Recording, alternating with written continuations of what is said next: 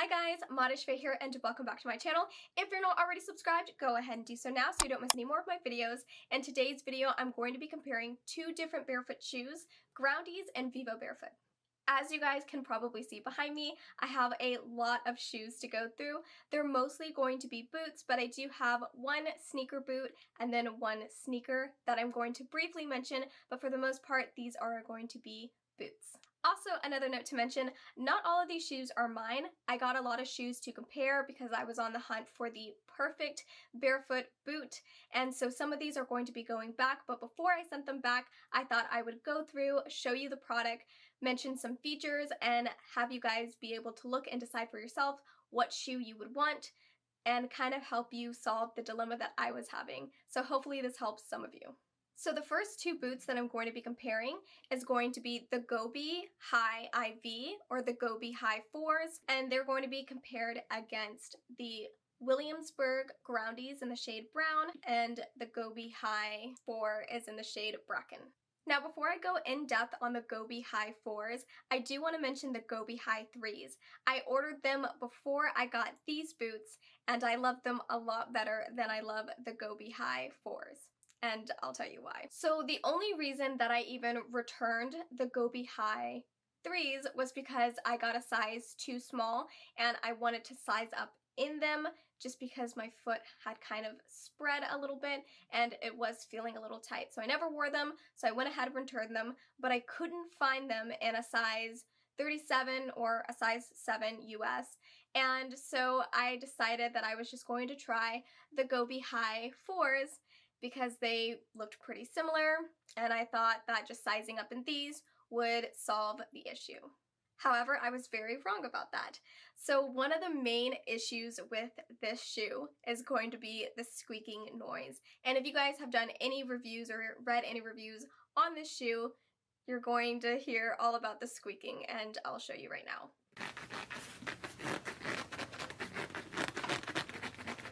So the squeaking is pretty annoying.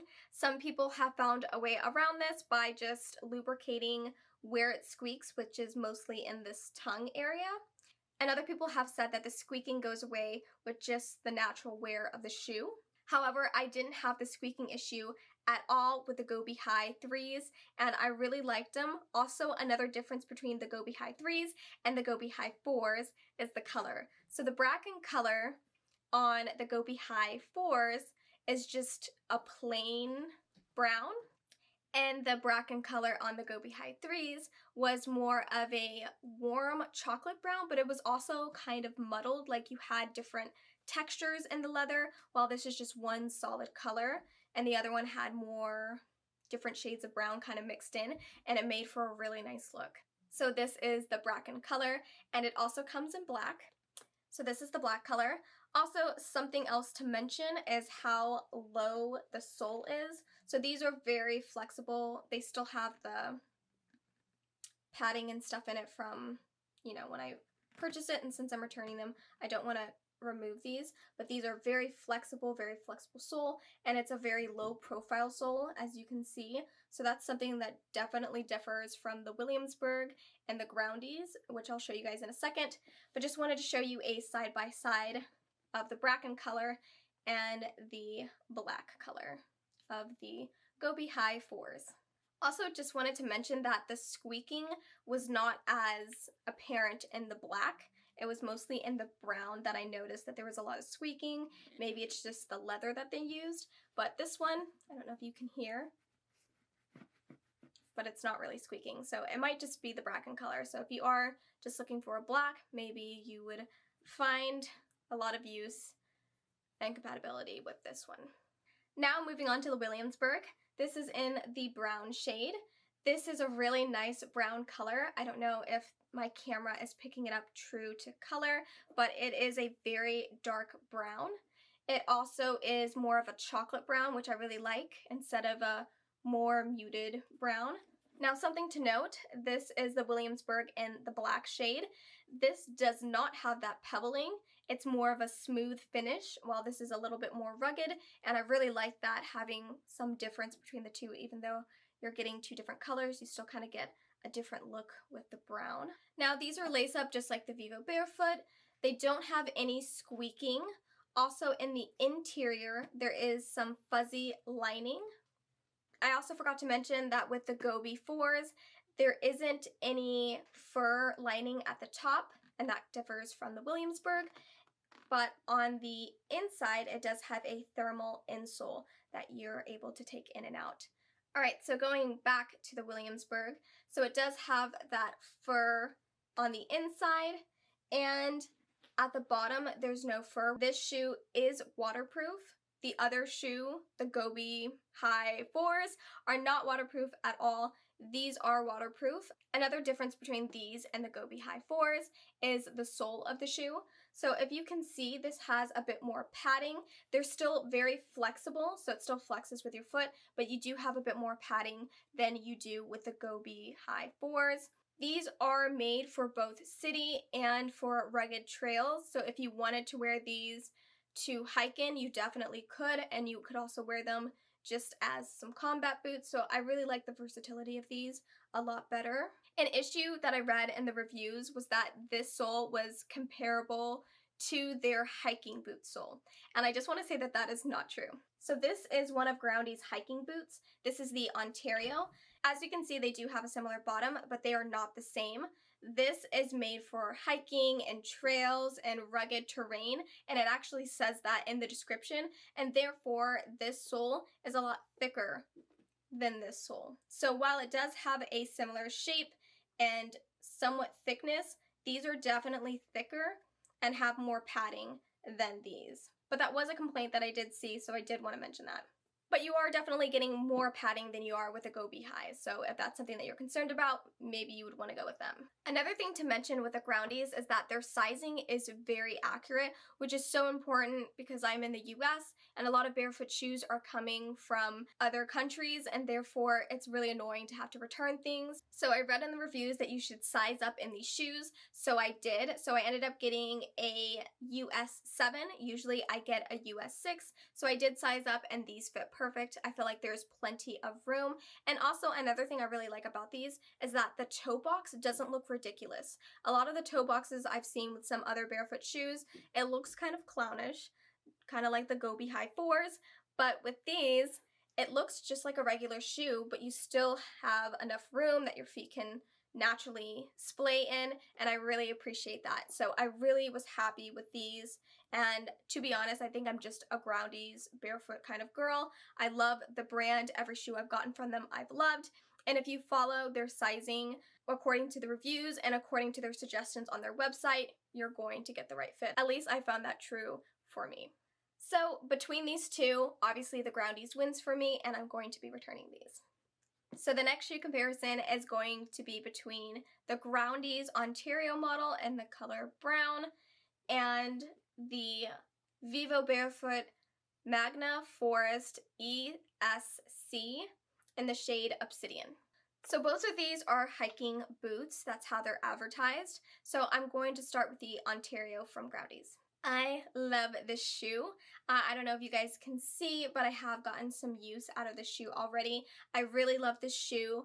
It's a great hiking boot. It does have more cushion and padding, which I know a lot of barefoot people, some like, some don't, but they're still very flexible, and you still get that flexibility with the shoe while having some nice padding. My feet never hurt when I hike. I usually wear these for fall and winter hiking, and then for summer hiking, I have my Vibrams, 5-finger Vibrams that I wear just because they can go in and out of water.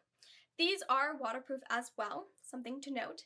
So I really love these. The only thing that I have an issue with is that I got these in a size 6.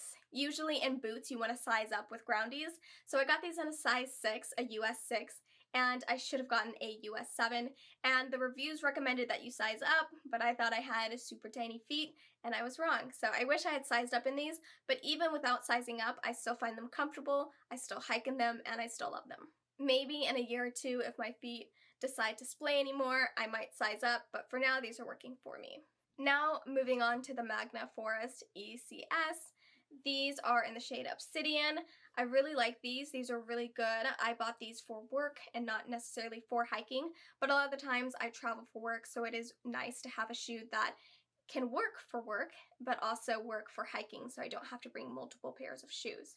Originally, I wish I had sized up in these, but now after seeing what happens when I do size up in VivioBarefoot, it usually gets longer and not wider. I am happy that I stuck with these. So these are a size 6, if I remember correctly. Pretty sure they're a 36 EU or a size 6 US. I really like this model. Now this is water resistant, I believe. This is not waterproof. That was not the terminology used. It was water resistant.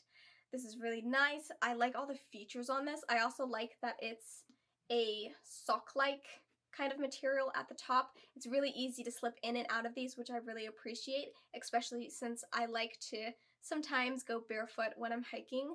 So it's nice to have some shoes that you can slip on and off. I also like that it does have this little back loop that you can loop on to backpacks when hiking. This is all just really nice, a part of the model. I am a little annoyed with the shoelaces. They're very long. I could cut them or just switch out the laces. They also have this really cool detailing, which I didn't show too much with the Groundies Ontario model, but they kind of have similar little bracking, which is cool. So all in all, I love both shoes. Both of these shoes are actually mine. I own them. I'm not returning either of these. These have been in my wardrobe for a few months now, or 1 or 2 months. I don't really like one over the other. I just decided to compare these two because these both were 2 different hiking shoes from either brand, so I thought I would just go ahead and compare them for you guys if you were looking at these. These also come in a black color, and these come in multiple different variations.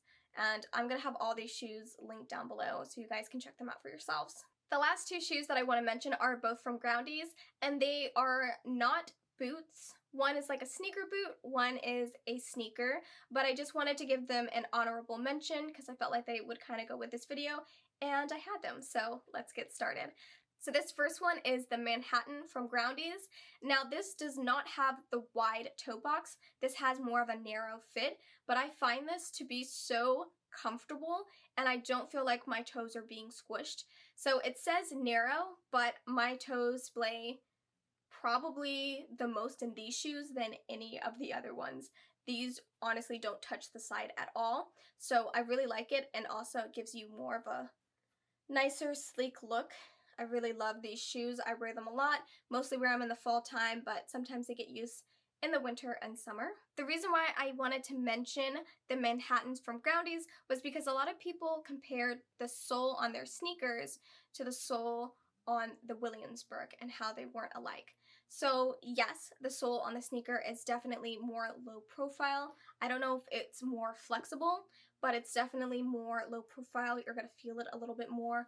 These are super flexible. I feel like they're a little bit more flexible maybe, just because I can really bend these. Just so you guys can kind of see the difference between the soles, since people did compare them on the reviews. They're obviously different. I guess a lot of people were looking for a more casual boot, so they wanted something flatter, and I'll show you that option in Groundies in just 1 second, but I thought I would mention that. So if you are looking for a boot from Groundies that doesn't have as much padding on the sole, you're probably going to be looking at the Salzburg. So this comes in this beigey taupe shade, and it also comes in a black. I originally got these to kind of have a third boot option, but I'm just not a fan, so let's start with the design. So the first thing that I don't like about these is how big the shoe holes are. I'm not exactly sure what these are called. I'm having a brain fart. I can't remember, but you guys know what I'm talking about. The lacing holes, they're just so big, and I feel like they look really cheesy. Of course, that's a personal opinion. You guys might like these. Something I did like about them was how low profile the bottom of the shoe was. I did really like that, and I loved how these feel. That's why I call them a sneaker boot, because the bottom of it is like a sneaker, but it looks like a boot. The back of it has this really awesome detail. It kind of reminds me of like a snake or crocodile or like a dragon scale kind of print in the back. It's really cool. I love that design. I do love how these zip up. I am definitely a slip-on shoe kind of girl, so I love this zip-on design, and hopefully they'll create some in some of their brown and black boots without the huge lacing holes. Also to note, this is not a waterproof shoe at all, and it's just for casual wear. At least that's how they advertise it on their website. This is the bottom of them, just so you guys can see how low profile it is. These are super flexible and they were super comfortable. I would say that these are true to size, so I would not size up in these at all unless you wanted extra cushion or a padding in them. Also, something to note was that the color was very different from what was on the website. On the website, it does show, and I think it's even labeled as a beige color, but this is more of a gray to me. It's very taupey and not even like a warm taupe, more of a cool tone taupe. So it didn't go with a lot of options in my wardrobe. Obviously, it would probably go just fine, but I like a little bit of a warmer taupe if I'm going to be honest. So I am definitely going to be sending these back. But I figured you guys would appreciate if I showed you guys these. And it feels like a suede material on the top. So that is all of the barefoot shoes that I have to show you guys today. If you guys enjoyed this video, don't forget to like and comment. Don't forget to subscribe. Thank you guys so much for watching, and I'll see you next time. Bye!